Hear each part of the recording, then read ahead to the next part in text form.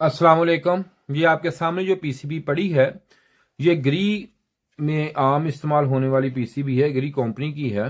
लेकिन एरर जो होते हैं ये तकरीबन तकरीबन तमाम जो ग्री में एसी लगते हैं ये कंपनी के एरर सेम ही होते हैं। ये नहीं है कि 1.5 टन में और है, 2 में और है, 1 में और है। तो इसमें ये आपको बताने लगा हूं, इसमें दो किस्म के एरर आते हैं। एक होता है H7 एरर और एक होता है U7 एरर। H7 और U7 एरर में फर्क यह है कि दोनों लोड पे आते हैं और दोनों एरर उस वक्त आते हैं जब कंप्रेसर चल पड़ता है। कंप्रेसर चलने के बाद आते हैं, थोड़ा सा कंप्रेसर ऑन होता है फिर आते हैं। तो H7 एरर जो होता है वो तो आईजीबीटी के फॉल्ट की वजह से आ जाता है, आईजीबीटी ड्राइव की फॉल्ट की वजह से आ जाता है। लेकिन असल है यू सेवन एरर। यू7 जो एरर होता है वो उस वक्त आता है, उसमें कंपनी ये क्लेम करती है कि इसमें ये जो फोर वे वाल लगा होता है ये वाला वॉल जो है ये आपका डैमेज है, खराब है, या फोर वे वाल इसका खराब हो चुका है जिसकी वजह से ये इसमें एरर आ रहा है। लेकिन वीडियो के हवाले से मैं आपको ये बात बताना चाहता हूं, ये नंबर है जो आपके सामने है। अगर किसी ने रिपेयरिंग करवानी हो, काम कर सीखना हो तब भी रब्ता कर सकता है। लेकिन आप लोगों के लिए स्पेशल मैंने एक फ्री ऑफ कास्ट कोर्स तैयार कर दिया है जिसका फायदा यह है कि आप कॉल करें और मुझसे कोर्स ले लें। उसकी कोई कीमत, कोई पैसे नहीं, किसी से भी नहीं हम लेते, फ्री ऑफ कास्ट है। सुकून से अपना काम देखें और करें। बाकी मजीद किसी चीज की जरूरत तो आपको हो तो आप पूछ सकते हैं। तो आगे वीडियो चला शुरू करते हैं। तो इसमें वो कंपनी क्लेम करती है कि फोर वे वाल खराब है। अब फोर वे वाल जो है ये आपको पता है कि ये एक ऐसी डिवाइस है जो कि कंप्रेसर को और जो वेपोरेटर है और इसका जो है इसका कंडेंसर है उसको कन्वर्ट करती है जब ये आप इसको कूलिंग या हीटिंग पे यूज करते हैं। तो इसमें ये पता है आपको, ये 220 पे ये इसकी कॉइल इस्तेमाल हो रही है, 220 पे की वाइंडिंग होती है, 220 पे ये यूज होती है, कॉइल 220 पे काम करती है। हालांकि इसमें ये सिर्फ और सिर्फ चीज है कि यहाँ पे लगाएं तो मैग्नेट बनेगा, इसकी आवाज आएगी रिले की तरह, मैग्नेट बनेगा और ये इसकी साइड चेंज कर देगी।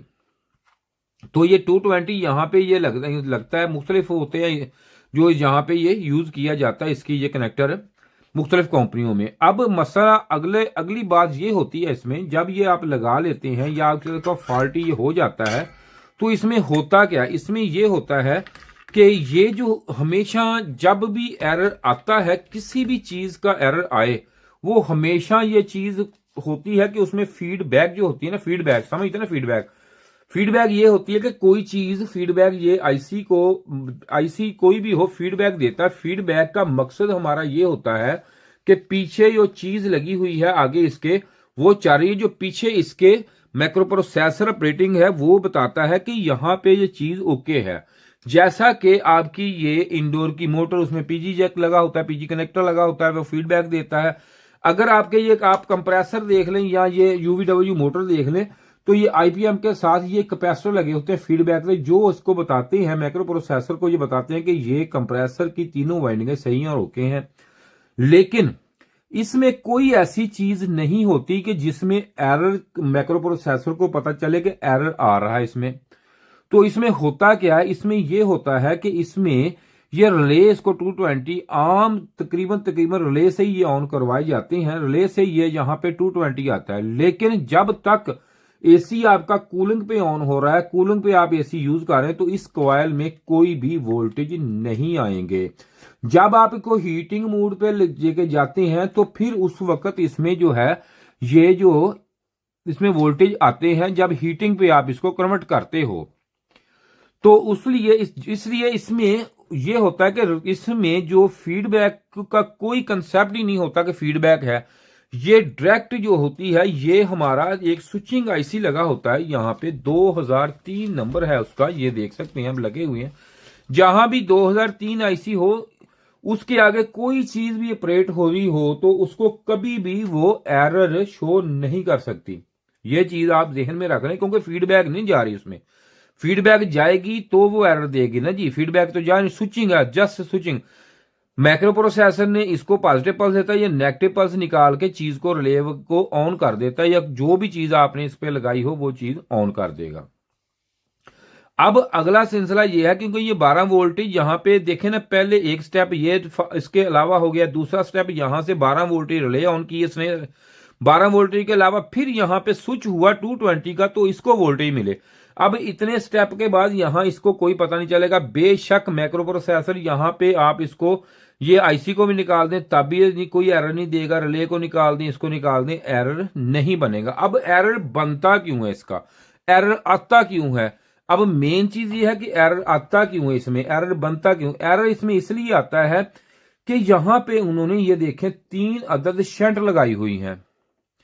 जब इस पे लोड आता है तो ये जो आईसी लगा होता है यहाँ ऑपरेशन, ये यहाँ पे इसको जो कन्वर्ट करता है डिजिटल यहाँ पे देता है, इसको पल्स बना के इसको सिक्योर वे में देता है। तो यहाँ पे जब ये आता है वोल्टेज को यहाँ पे देता है, इसको बताता है, तो यहाँ पे लोड ज्यादा होने की वजह से ये उस वक्त इसको बताता है कि चलते ही कंप्रेसर रनिंग में नहीं आया तो इस पे लोड ओवर है। इसका मतलब ये हो सकता है कि आपकी कैपिटरी ट्यूब जो है इसकी एसी की वो बंद हो सकती है। हो सकता है कि 4 वे वाल खराब हो, ये भी एक मुमकिन चीज है कि 4 वे वाल अंदर से ब्लॉक हो गया हो या कोई ऐसा मसला इसमें आ गया हो, तब भी ये चीज पिस्टन इसका जो जहां पे वर्क करता है वो फंस गया हो या कोई मसला हो तो इसने ब्लॉक कर दी। मकसद ये है कि इसका सर्किट जो है वो ब्लॉक है, बस इसका सिर्फ और सिर्फ ये मकसद है कि इसका सर्किट जो है वो यहाँ पे ब्लॉकेज है।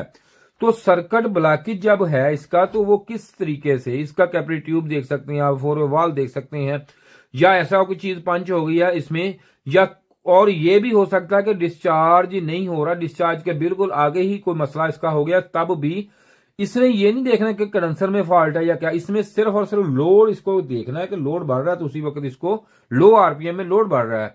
तो जब ये ऐसे स्टक होगा, कंप्रेसर होगा, तो उस वक्त ये U7 में चला जाएगा। लेकिन जब ये कंप्रेसर थोड़ा सा चल के पीछे से इसको जो पीएफसी सही नहीं आएगी तो H7 में आ जाएगा।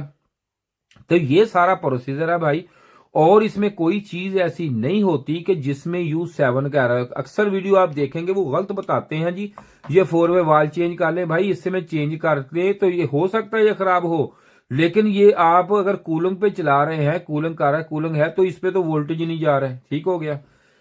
तो ये सारी चीजें होती हैं इस तरह। तो उम्मीद है कि आपको ये मेरी वीडियो अच्छी लगी होगी, तो इसमें से कुछ ना कुछ चीज आपको सीखने को जरूर मिली होगी। तो इसके साथ ही जी शुक्रिया वीडियो देखने का, आपका बहुत शुक्रिया। तो खुदा हाफिज, अस्सलाम वालेकुम। ये हमारे यहाँ इधर डीसी इन्वर्टर एसी पीसीबी की ट्रेनिंग के लिए अगर किसी ने रब्ता करना हो तो वो कर सकता है, काम सीख सकता है आके हमारे पास इधर। तो अगर रिपेयरिंग का काम हो तब भी भेज सकते हैं कराने के लिए, कोई भी किसी किस्म का हो। तो जैसे कि एक और चीज़ है हमने सोची है कि आप भाइयों को घर बैठे ही आप ट्रेनिंग ले सकते हैं। तो ये नंबर है मेरा, फ्री ऑफ जो क्लास है हमारी ऑनलाइन क्लास की रिकॉर्डिंग है वो आपको हम सेंड कर देंगे, फ्री ऑफ कास्ट है, कोई फीस नहीं, कोई पैसे नहीं। आप हमसे रब्ता करें इस नंबर पे, मैं आपको फ्री ऑफ कास्ट जो है दे सकता हूँ, लेकिन थोड़ा सा इंट्रोडक्शन करा दें। हमारे स्टूडेंट बैठे हैं इधर। जी भाई। जी सर, मेरा नाम मोहसिन है और मैं आया हूँ पिशावर से, और माशाल्लाह यहाँ बहुत प्रोफेशनल तरीके से हमें ट्रेनिंग दी जा रही है और बहुत कुछ सीखने को मिला है जो कि इससे पहले कहीं नहीं था। और अब काम कर लेंगे आप हर तरह का? जी सर, इंशाल्लाह जरूर। सही। तो इसी तरह हमारे पास ये भी आए हैं दोस्त से काम करने के लिए। जी भाई, नाम? मैं गुजरांवाला से आया हूँ और मैं यहाँ पे सर्किट का काम सीख रहा हूँ और बड़े प्रोफेशनल तरीके से मुझे यहाँ पे काम सिखाया गया। तो इसी तरह हमारे पास और भी स्टूडेंट हैं। तो अभी ये दूसरी क्लास है।